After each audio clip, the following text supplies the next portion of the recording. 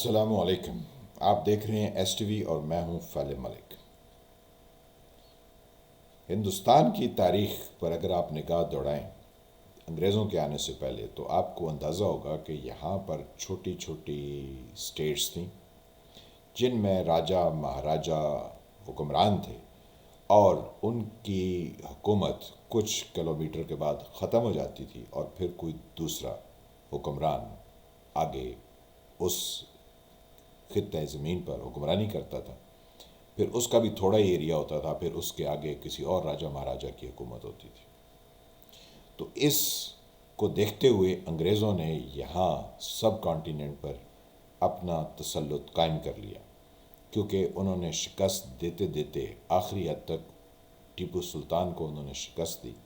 ٹیپو سلطان کے بارے میں بھی ویسے بڑی انٹرسٹنگ بات کہی جاتی ہے کہ ٹیپو سلطان کہتا تھا شیر کی ایک دن کی زندگی گیدڑ کی 100 سالہ زندگی سے بہتر ہے۔ لیکن سوال یہ اٹھتا ہے کہ جب انگریزوں نے ٹیپو سلطان اور اس کی جو فوج یا اس کے جو لڑنے والے لوگ تھے ان کا محاصرہ کر لیا تھا، تو ٹیپو سلطان کتنے عرصے تک قلعے میں بند رہا؟ کچھ روایات میں آتا ہے کہ تقریباً 1 سال تک وہ اس قلعے میں مورچہ بند رہا۔ تو یہ شیر کی زندگی اور گیدڑ کی زندگی کی مثال کوئی مناسب نہیں۔ پھر اس کو کس طرح سے اس کے قلعے کے اندر اس پر حملہ کیا گیا؟ پھر صاف ظاہر جب حملہ ہو تو کوئی لڑتے ہوئے مارا جائے تو ہم اسے پاکستان میں ہمیشہ سے بہادر کہتے ہیں۔ تو یہ ایک ضمنی سوال ہے جس پر آپ جو ہے وہ کبھی نگاہ دوڑائیں تو آپ کو اندازہ ہوگا کہ ہم کس طرح کی تاریخ لکھتے ہیں۔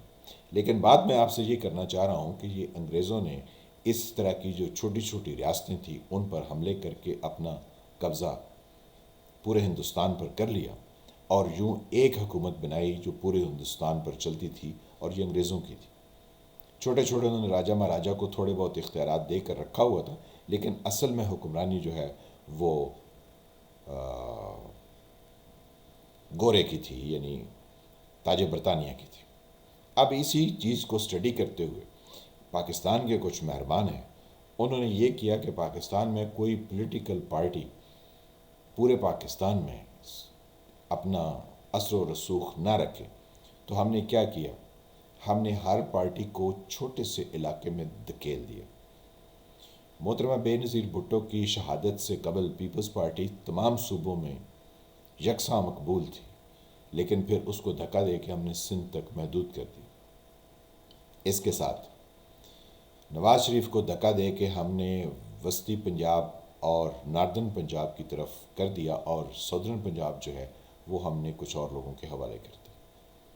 کے پی کے اندر بھی ہم نے کوئی 2-3 پارٹیز کو، کوئی اوپر کوئی نیچے کوئی سینٹر میں، اس طرح کر کے، یعنی اے این پی کی کچھ ایریاز ہیں، کچھ ایریاز جو ہیں وہ مولانا فضل الرحمان صاحب کے ہیں، کچھ ایریاز میں کوئی لگڑ بگڑ کام چل رہا ہوتا ہے، یعنی کبھی کوئی ہوتا ہے کبھی کوئی ہوتا ہے۔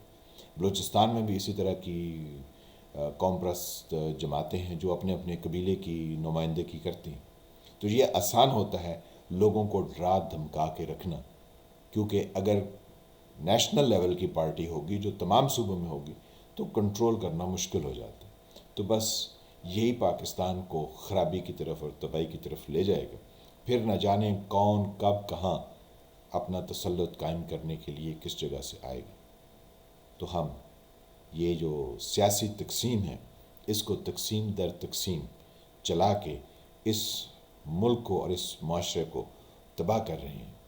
اس کے سانس لینے کے اور اس کے زندہ رہنے کے نہ تو مواقع نظر آ رہے ہیں، اور نہ ہی کوئی ایسے کہہ لیں کہ خد و خال ہیں کہ جس پر آپ یقین کر کے یہ کہیں کہ یہ معاشرہ آگے بڑھے گا اور ترقی کرے گا۔